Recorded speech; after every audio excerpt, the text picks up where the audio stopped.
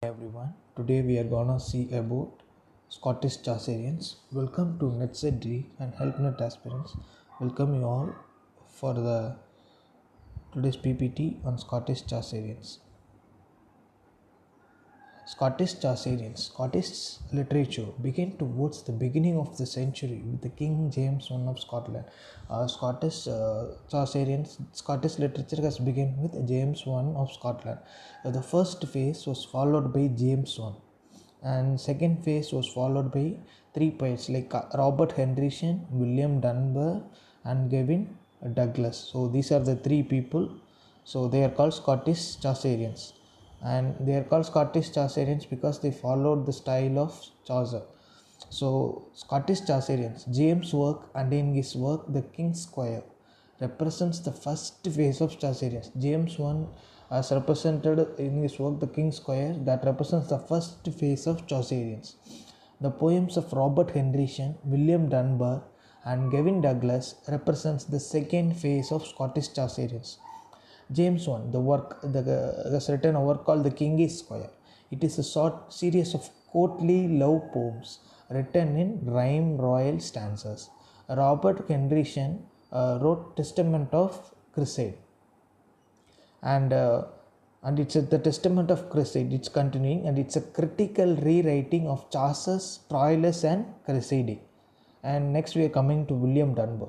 William Dunbar's The Testes includes many ironic gestures that recall the wife of Bath. Other works of William Dunbar include Lament for the Malaria. Do remember these things. The Two Married Women and the Widow. The Thistle and the Roys of James Dog. The Driggery of Dunbar. Next we are seeing about Gavin Douglas. The Palace of Honor is loosely based on the House of Fame of Geoffrey Chaucer. Gavin Douglas has also translated the Virgil's Aeneid. Aeneid. It's called Aeneid. It's the first complete translation of Aeneid into Anglian language. Next, continued works of Gavin Douglas. They are Palace of Honor, Aeneid. Palace of Honor, the work is dedicated to James IV. King he is dedicated. The other poems of Gavin Douglas are King Heart and Conscience. It's a conscience. The poem is a very short 4-stanza poem. It subject the conscience that men first clipped away the corn from conscience to leave signs and no mire. Then they lost sea and nothing but ends, the screws, riches and gear. Next poem is King Heart. King Heart is a poem of doubtful accreditation. The Palace of Honor. It is a later allegory and such of high literary merit. Its subject is human life told in the allegory of the King Heart in his castle, surrounded by his 5 servitors, the censors, Queen Pleasance, Forsyth, and other courtiers. The poem runs to over 900 lines and is written in 8-line stanzas.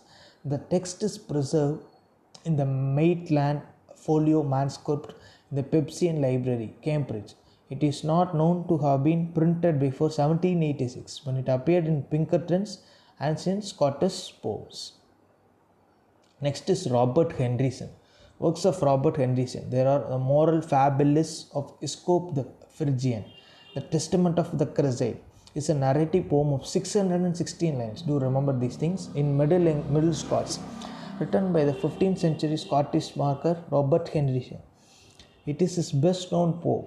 It imagines a tragic fate for Cressida in the medieval story of Troilus and Cressida, which was left untold in Geoffrey Chaucer's version.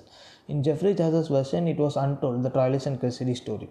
The Fox, the Wolf, and the Husbandman is actually a poem written by him, and it's a poem by this 15th century Scottish poet Robert Henryson, and part of his collection of moral fables known as Moral Fabulists of Aesop the Phrygian. It is written in Middle Scots. Next is continued works of Robert Henryson. Robin and McKinney is a short poem by the 15th century Scottish marker Robert Henryson.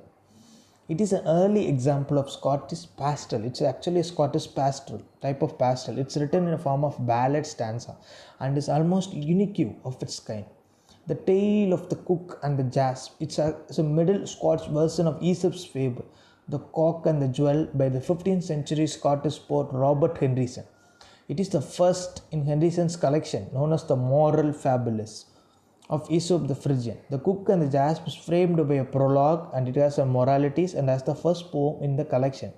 It operates on a number of levels and all in its parts to introduce the larger cycle. Thank you all for listening to this video on Scottish Chaucerians. With regards, NetSet Dream YouTube channel and HelpNet Aspirants YouTube channel. If you want to get the video, just subscribe to us at NetSet Dream WhatsApp group and Telegram group. The video, the PPTs will be posted in the WhatsApp group. You can get it from